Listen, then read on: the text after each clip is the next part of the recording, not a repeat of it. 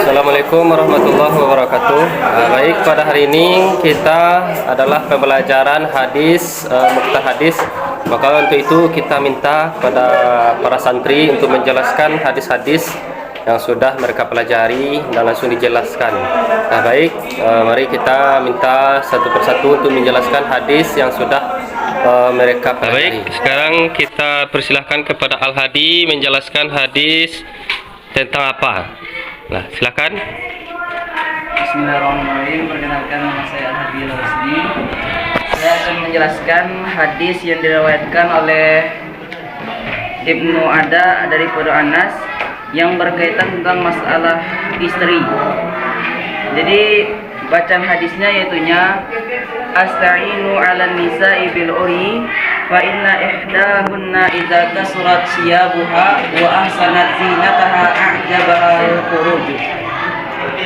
Bahwasanya di hadis ini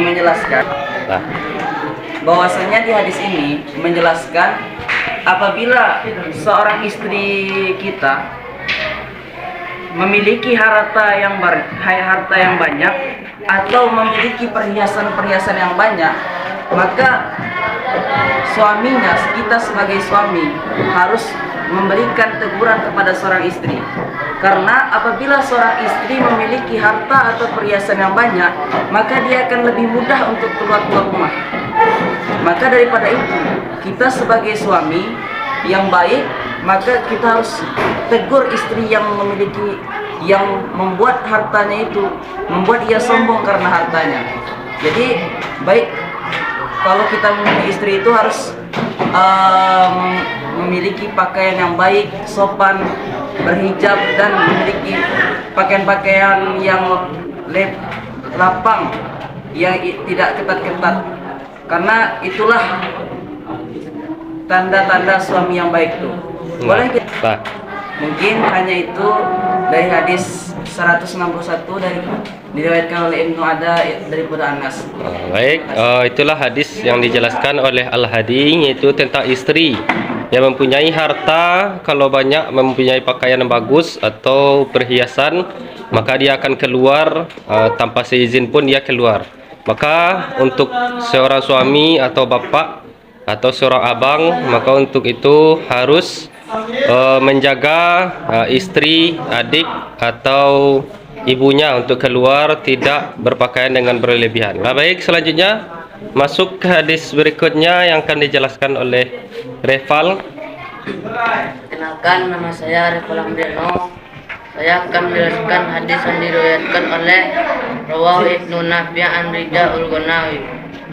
Bismillahirrahmanirrahim. Astasbu bima hamidallahu ta'ala bihi nafsahu qabla an yahmadahu khalquhu wa bima madahallahu ta'ala bihi nafsahu alhamdulillahi wa qul huwallahu ahadun faman lam yasbihil qur'anu fala syafa'u ahadun.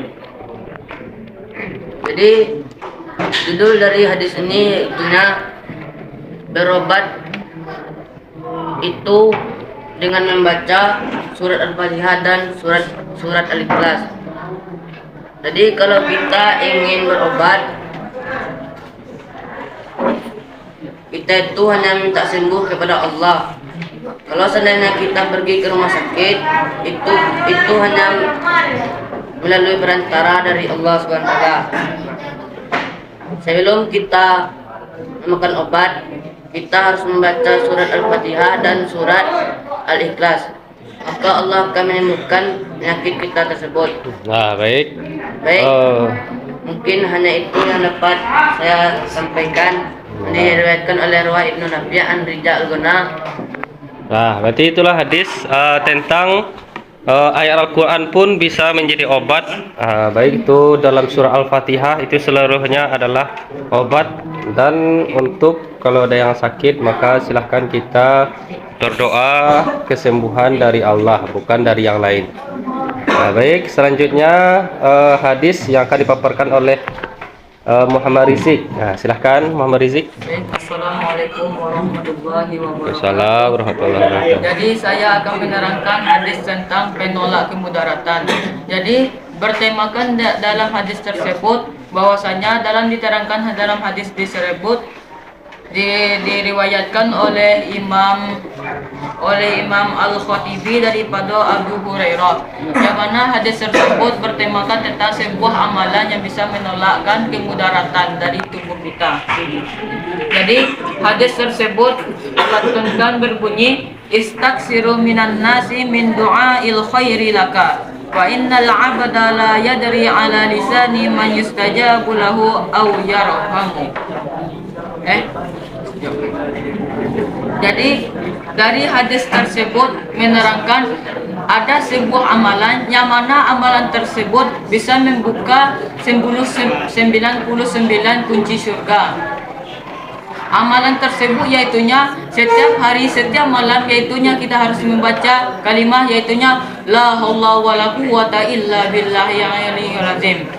Yang mana artinya tersebut tidak ada upaya dan daya dan upaya kekuatan kecuali dengan Allah. Jadi dalam amalan tersebut Allah menjelaskan tidak ada yang punya kekuatan yang sebesar kecuali Allah yang punya. Jadi kalau kita selalu mengamalkan amalan tersebut yaitunya la haula wala quwata illa billahil aliyyil azim, maka Allah akan membukakan kita 99 pintu syurga atau pintu bahaya. Dan yang paling sedikit dari pintu bahaya tersebut yaitunya kesusahan. Misalnya kalau kita mendapatkan musibah yang sangat menderita kita, lalu kita membaca la haula wala quwata illa billahil aliyyil azim, maka musibah tersebut akan bisa kita jalani dengan sebaik-baiknya. Baik, terima kasih. Berarti itu sangat luar biasa ketika membaca kalimat la haula wala quwata, itu bisa membuka 99 pintu surga. Maka untuk itu rajinlah kita membaca la haula, yang itu tidak jenis daya dan upaya, cuma kekuatan itu hanya milik Allah. Baik, terima kasih. Selanjutnya hadis yang akan dijelaskan oleh Ranfal, kepada Ranfal. Baik, assalamualaikum warahmatullahi wabarakatuh. Waalaikumsalam. Saya akan menjelaskan hadis yang diriwayatkan oleh Syaikhan daripada Abi Hurairah yang berkenaan tentang menyegerakan mengurus jenazah. Lafaz hadis berbunyikan asri'u bil janazati fa in taku salihatan fa khairun tuqaddimunaha ilaihi wa in taku siwa dzalika fa syarrun tad'unahu an riqabikum. Rawi Syaikhan an Abi Hurairah. Jadi hadis ini menganjurkan kita untuk menyegerakan mengurus jenazah. Di hadis lain disebutkan ada 3 perkara yang harus disegerakan. Salah satunya ialah menyegerakan mengurus jenazah atau membumikannya. Jikalau jenazah itu soleh, kita harus segera menguburkannya. Dan jenazah tersebut berkata, cepatlah kalian bawa aku ke tempat peristirahatan terakhirku, karena aku akan merasa senang di sana. Tapi jikalau jenazah itu tidak ada amalannya, maka jenazah itu akan berkata, kemana kalian akan bawa aku? Aku tidak mau dibawa kemana-mana, aku hanya ingin tinggal di dunia ini. Dan jikalau kalian menyegerakan menguburkan jenazah orang soleh, maka kalian telah berbuat kebaikan kepadanya. Tapi jikalau jenazahnya tidak memiliki amal kebaikan, maka kalian sama seperti menaruh keburukan di atas pundak kalian. Baik, hanya itu yang dapat saya sampaikan dari hadis yang diriwayatkan oleh Syaikhan daripada Abi Hurairah, hadis yang ke-166. Terima kasih, itu sangat bermanfaat. Ini yang sering dijelaskan oleh para ulama, yaitu tentang yang harus disegerakan. Yaitu salah satunya adalah mengubur mayat, baik itu jenazah, maka untuk itu disegerakan menguburkannya, tidak boleh ditunda atau dalam keadaan hal apapun. Baik, terima kasih. Selanjutnya diminta kepada Jepri memaparkan hadis yang akan dijelaskannya. Baik, assalamualaikum warahmatullahi wabarakatuh. Waalaikumsalam. Hadis 168 yang menjelaskan Rasulullah Shallallahu Alaihi Wasallam bersabda, tentang keagungan asma Allah Subhanahu wa taala. Jadi Rasulullah sallallahu alaihi wasallam bersabda, "Ismullah al-azamul ladzi iza du'iya bihi ajaba wa idza tu'ila bihi aqtadu da'watu Yunus bin Matta." Jadi ketika kita meminta doa kepada Allah, maka terlebih dahululah kita menyebut asma Allah, yaitu asma Allah yang nama-nama yang dimuliakan oleh Allah Subhanahu wa taala, seperti Ya Rahman Ya Rahim. Ketika kita meminta ampun kepada Allah, maka kita membaca asma Allah tersebut. Kemudian ketika kita meminta, maka akan Allah berikan. Ketika kita ingin meminta sesuatu yang sesuai dengan kita sebut dengan asma Allah, pasti akan dikabulkan oleh Allah Subhanahu wa taala. Kenapa demikian? Karena asma Allah itu yaitu yang mengundang nama-nama Allah yang mulia. Seperti Ar-Rahmanir Rahim tersebut, ketika kita meminta ampun kepada Allah, maka akan Allah berikan ampunan. Ketika kita minta kasih sayang kepada Allah, maka Allah akan ampunkan. Diriwayatkan oleh Ibnu Jarir An-Sa'id. Baik, assalamualaikum warahmatullahi wabarakatuh. Baik, itulah hadis menjelaskan sebelum kita meminta kepada Allah, maka seringlah kita mengucapkan kata-kata yang baik atau asma Allah. Baik, selanjutnya kepada Rizky, silakan menjelaskan hadis. Bismillahirrahmanirrahim. Assalamualaikum warahmatullahi wabarakatuh. Baik, saya akan menjelaskan hadis ke-170 yang diriwayatkan oleh Rawahu Muhammad al-Khalid bin Walid. Jadi Rasulullah SAW pernah bersabda, "Asyaddun nasi azaban lin nasi fid dunya, asyaddun nasi azaban indallahi yaumal qiyamah." Baik, judul hadis ini adalah larangan menyiksa makhluk hidup. Jadi Rasulullah SAW akan agar kita jangan menyiksa makhluk hidup, jangan atau berbuat kejam terhadap makhluk. Karena melakukan perbuatan ini hukumnya haram. Barang siapa yang menyiksa atau berlaku kejam terhadap makhluk hidup di dunia, kelak di akhirat dia akan mendapatkan balasan yang lebih berat. Karena balasan di akhirat lebih berat daripada balasan di dunia. Dan barang siapa yang lebih berat melakukan kejam terhadap makhluk hidup, maka akan lebih berat pula yang mendapatkan azab di akhirat. Jadi untuk itu janganlah kita menyiksa atau berlaku kejam terhadap makhluk hidup, karena makhluk hidup itu merupakan ciptaan Allah. Jadi Allah itu murka terhadap orang yang menyiksa makhluknya atau ciptaannya. Baik, hanya itu yang dapat saya sampaikan. Assalamualaikum warahmatullahi wabarakatuh. Baiklah, itu hadis menjelaskan tentang kalau kita beramal di atas dunia, maka akan dibalas nanti di akhirat.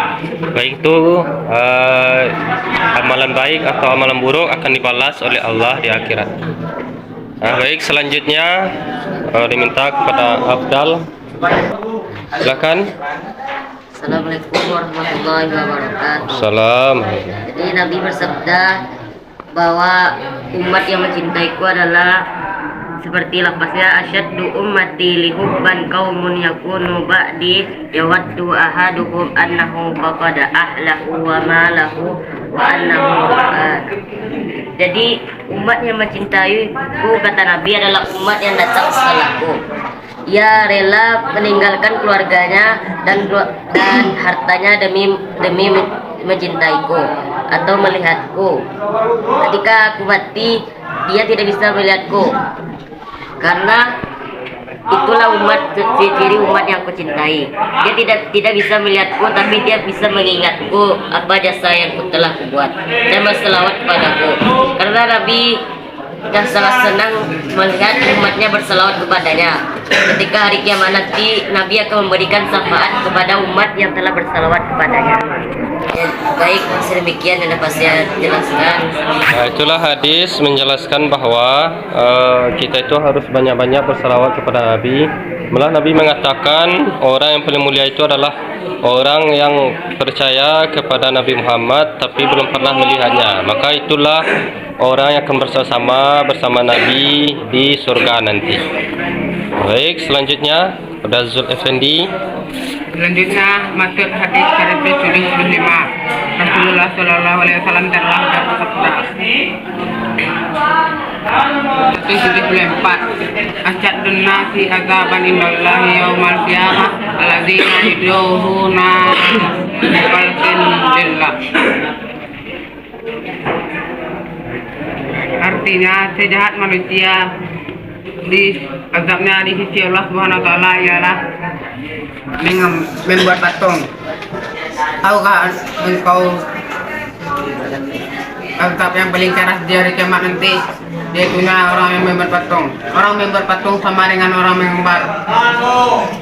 Rasulullah SAW telah melarang kita membuat patung dan menggambar. Menggambar apa? Menggambar seorang manusia dan hewan hal keadaan sempurna.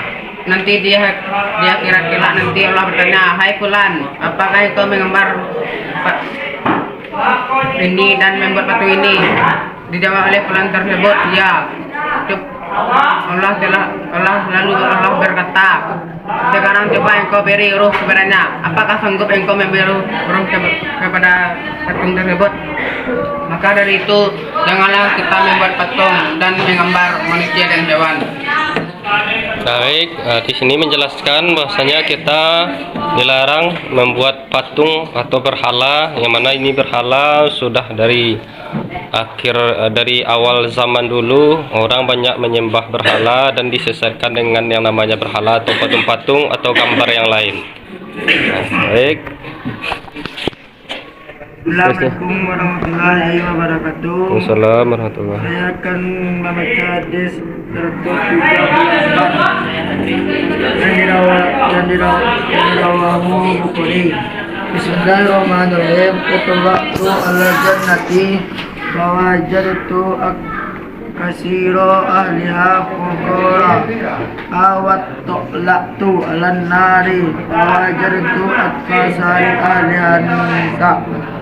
Mengetahui kau hati surga, maka bersungguh-sungguh kau akan banyak ahli surga akan fikir, dan mengetahui kau hati neraka, maka engkau akan banyak ahli neraka akan berbuat. Jadi hadis ini menjelaskan berbanyak-banyak membuat baik di dunia kau. Banyaklah kita berbuat baik di dunia kau. Contohnya beribadah kepada Allah Subhanahu wa taala untuk amalan tasawuf. Kalau masuk neraka, banyaklah kita berbuat maksiat di dunia kau. Jadi kita sebagai umat Islam kau banyaklah beribadah untuk bekerja surga. Itu yang saya sampaikan. Assalamualaikum warahmatullahi. Itulah hadis tentang kalau kita pengen masuk surga atau masuk neraka, maka tergantung dengan amal kita masing-masing. Selanjutnya kita minta kepada Akri. Baik, Assalamualaikum warahmatullahi wabarakatuh. Assalamualaikum. Saya akan menjelaskan hadis 180 yang mengenai tentang nasib seorang anak yang mana anak itu meninggal waktu sebelum balik. Jadi Nabi Muhammad SAW pernah bersabda, "Atfal mu'minina fi babil jannah yaqulu Ibrahim wa syaratun hatta yaruddahum ila abahim yaumal qiyamah." Rawahul Baihaqi an Abi Hurairah.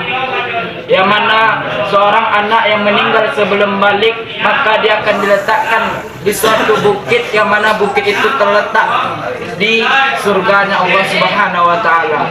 Dan anak tersebut akan dijaga oleh Nabi Ibrahim dan beserta Siti Hajar. Dan anak tersebut akan menunggu pada hari kiamat, yaitu yang ditunggunya ialah bapak dan ibunya untuk menolong dia pada hari kiamat tersebut. Hanya sekian yang dapat saya sampaikan. Assalamualaikum warahmatullahi wabarakatuh. Assalamualaikum warahmatullahi wabarakatuh. Nah, langsung masuk hadis berikutnya.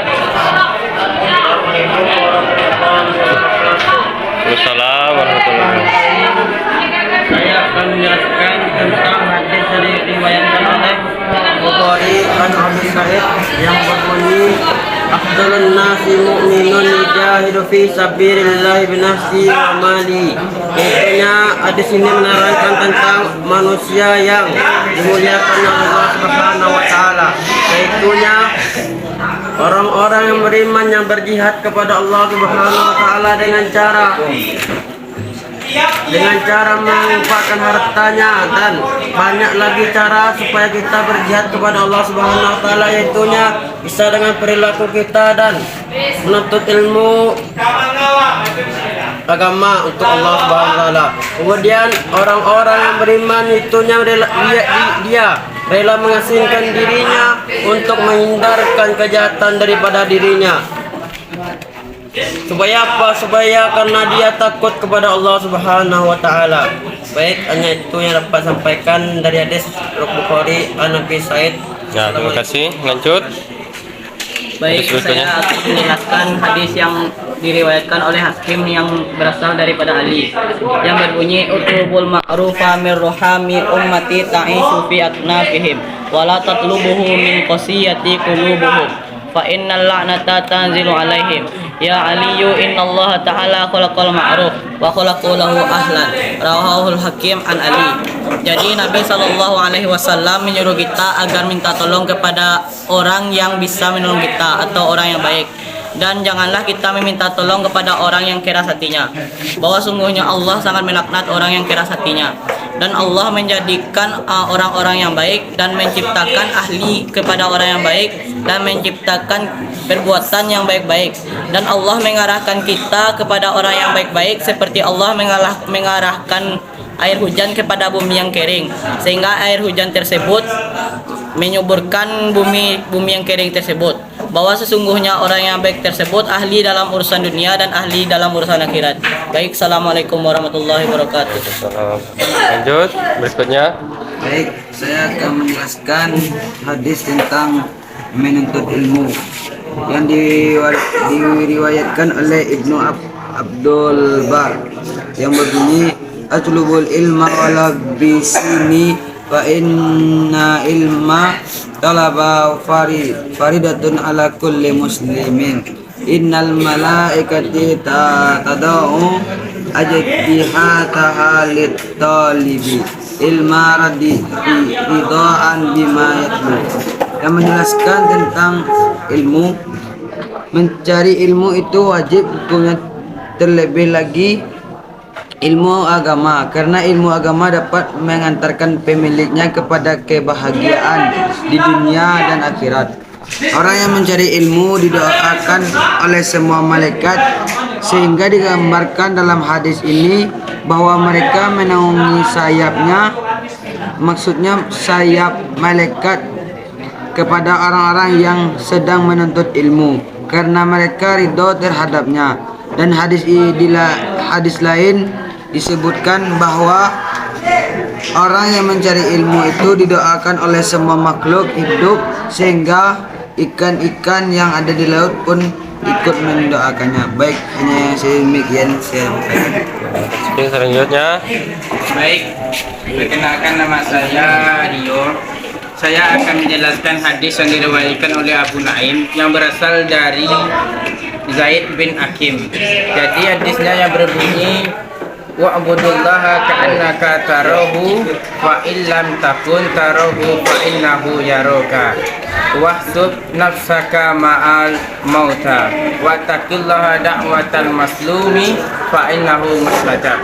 Jadi hadis tersebut menjelaskan bahwasanya ketika kita sholat maka seolah-olah kita tuh melihat Allah. Dengan cara tersebut maka sholat kita akan kusuk, dan sesungguhnya ketika kita sholat kita dilihat oleh Allah, maka dengan cara begitu sholat kita akan kusuk, maka tidak bertele-tele kita dalam sholat. Dan yaitunya ketika kita mati, ketika kita sakaratul maut, maka dengan mati itu dengan yang baiklah. dengan perbuatan yang baik, jangan mati dengan perbuatan yang buruk, yaitunya mati dalam keadaan su'ul khotimah. Yang ketiga yaitunya saya jelaskan yaitunya ittaqu da'watal muslimin, yaitunya takutlah kamu akan dakwah orang muslim, orang terniaya. Sesungguhnya dakwah orang terniaya, doa orang terniaya tersebut yaitunya mustajab. Sesuai dengan hadis lain Allah jelaskan ittaqu da'watal muslimin fa innaha laisa bainaha wa bainallahi hijab. Sesungguhnya ketika orang terniaya berdoa kepada Allah, maka tidak ada pembatas, tidak ada rentangan atau pembataskan. Diibaratkan kita sholat di tengah malam, maka sholat doa kita akan diterima oleh Allah. Maka hadis tersebut itu menjelaskan ada 3 perkara, yaitunya yang bertentangan. Yang pertama tentang sholat, yang kedua adalah tentang mati, dan yang ketiga yaitunya dakwah doa orang yang terniaya. Baik, sekian yang dapat saya sampaikan. Assalamualaikum warahmatullahi wabarakatuh. Lanjut berikutnya. Assalamualaikum warahmatullahi wabarakatuh. Wassalamualaikum. Saya akan menjelaskan hadis 161 yang berbunyi aktu an yunakum ahadaha minal ibadati. Jadi yang diriwayatkan Hakim an Abi Sa'id tentang ibadah mata. Jadi umat manusia, jadi manusia kau punya mata. Jadi mata kau dipergunakan untuk melihat Quran, membaca hadis yang kita itu juga.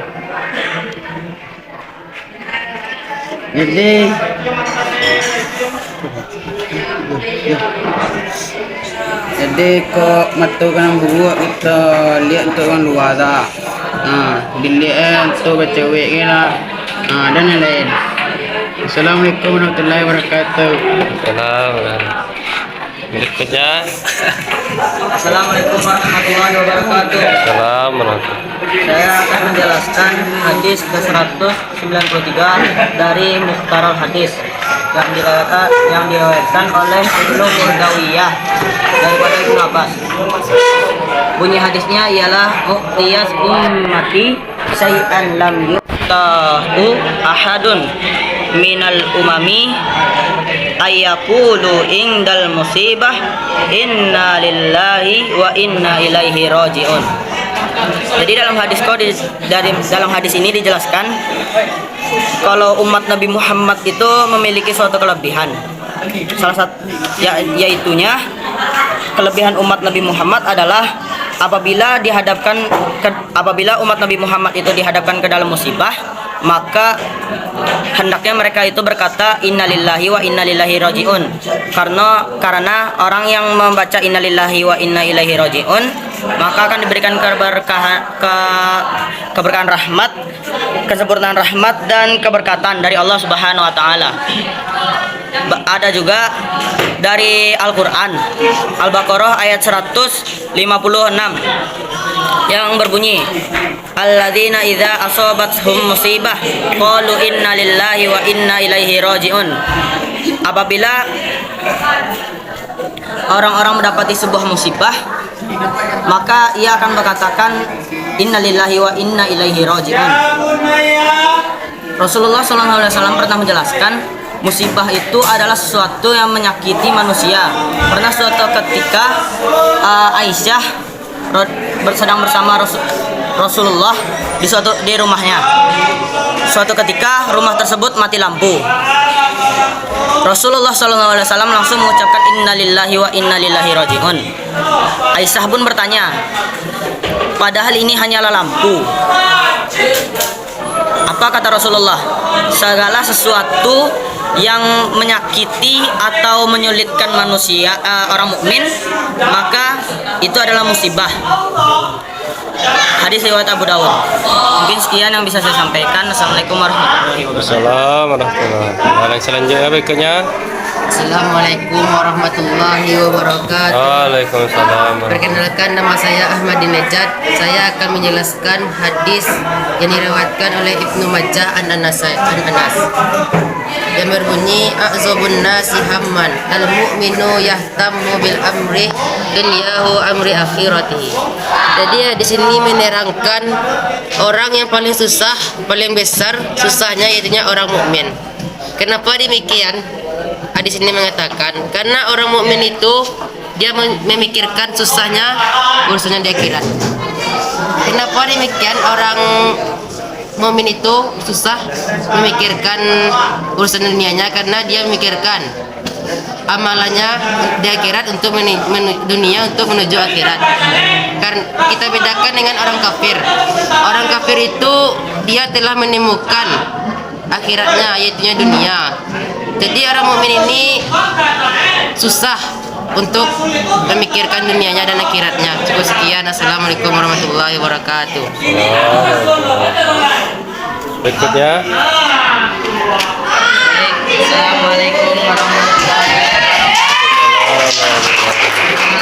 Saya Muhammad Fajar. Saya akan menjelaskan hadis 199 yang diriwayati oleh Sayyidi daripada Ibnu Mas'ud yang berbunyi azamu ayatin fil Qur'an ayatul kursi wa adalu ayatin fil Qur'an innallaha ya'muru bil adli wal ihsan wa akhwafu ayatin fil Qur'an wa man ya'mal misqala dzarratin khairan yarah wa man ya'mal misqala dzarratin syarran yarah. Jadi hadis ini menjelaskan sebesar-besar ayat pada Al-Quran ialah ayat kursi. Ayat kursi. Jadi ayat kursi kok banyak manfaatnya, bisa untuk mengobati dan bisa untuk diruqyah. Dan seadil-adil ayat pada Al-Quran di surat An-Nahl, sesungguhnya Allah memerintahkan manusia berbuat adil dan kebaikan. Dan setakut-takut ayat pada Al-Quran dalam surah Az-Zalzalah,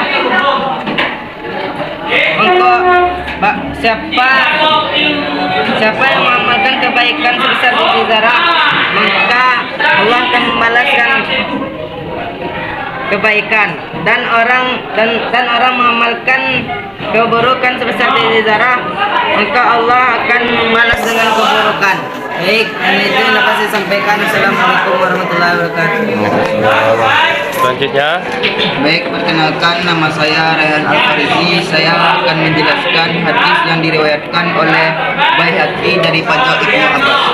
Hadis yang ke-203 yang berbunyi iltanim khamsan qabla khamsin hayataka qabla mautika wa sihataka qabla sukmika wa faragaka qabla syughlika wa syababaka qabla haramika wa ghinaka qabla fatrika.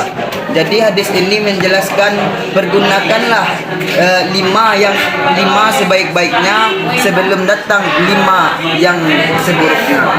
Yang pertama yaitunya hayataka qabla mautika. Pergunakanlah kehidupan engkau sebelum datangnya mati engkau. Pergunakanlah hidup engkau sebaik-baiknya dengan memperbanyak amalan-amalan ibadah, dengan memperbanyak amalan-amalan soleh sebelum datangnya mati. Yang kedua, wasihataka qabla sukmika, dan pergunakanlah sehat engkau sebelum sakit engkau. Jadi sehat engkau itu harus dipergunakanlah dengan sebaik-baiknya dengan beribadah kepada Allah, menjalankan solat 5 waktu dan mengaji sehari semalam sebelum datangnya sakit. Dan yang ketiga yaitunya wa faragaka qabla syughlika, dan ke waktu sempit engkau sebelum waktu luang sebelum waktu sempit. Jadi pergunakanlah waktu luang engkau dengan sebaik-baiknya sebelum datangnya waktu sempit, karena sulit akan mengerjakan kebaikan. Wasyababaka qabla haramika, dan tua engkau dan muda engkau sebelum tua engkau. Dan pergunakanlah muda engkau dengan sebaik-baiknya pula, karena sebelum datangnya tua engkau yang tidak bisa apa-apa. Wa ghinaka qabla fakrika, dan kaya engkau sebelum miskin engkau, dan gunakanlah kekayaan engkau, harta engkau untuk berinfak dan bersedekah sebelum engkau miskin. Jadi penyesalan itu akan datang di akhir, bukannya di awal. Jadi pergunakanlah kesempatan itu, karena kesempatan itu hanya datang satu kali, bukan dua kali. Baik, hanya itu yang dapat saya sampaikan. Assalamualaikum warahmatullahi wabarakatuh. Selanjutnya, Assalamualaikum warahmatullahi wabarakatuh. Perkenalkan nama saya Sanilham. Baik, saya akan menjelaskan. Saya diriwayatkan hadis rawahu Baihaqi. Baik, saya akan membacakan lafaznya. Uqdo aliman au muta'alliman au mustami'an au muhibban wala takunal qamisan fata'allika. Baik, saya akan menjelaskan, jangan jadilah orang bodoh.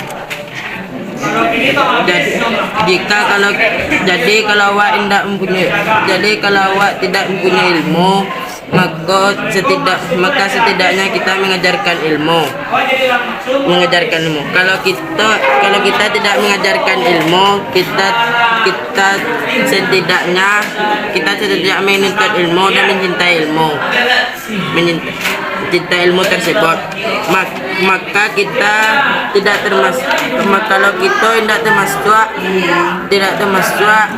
termasuk yang lima tersebut, maka kita termasuk orang binasa. Baik, assalamualaikum warahmatullahi wabarakatuh. berikutnya Assalamualaikum warahmatullahi wabarakatuh. Perkenalkan, nama saya Ahmad Dhani. Saya akan menjelaskan hadis yang diriwayatkan oleh Dailami daripada Jabir. Hadisnya berbunyi itunya, afdalul iyadati ajrun sur'atul qiyami min indil maridi. Hadisnya tentang, artinya pahala yang paling utama untuk menjenguk orang sakit ialah cepat-cepat berpamitan dari sisinya. Artinya tentang jangan terlalu lama di sisi orang yang sakit. Hadis ini menyerahkan tentang orang menjenguk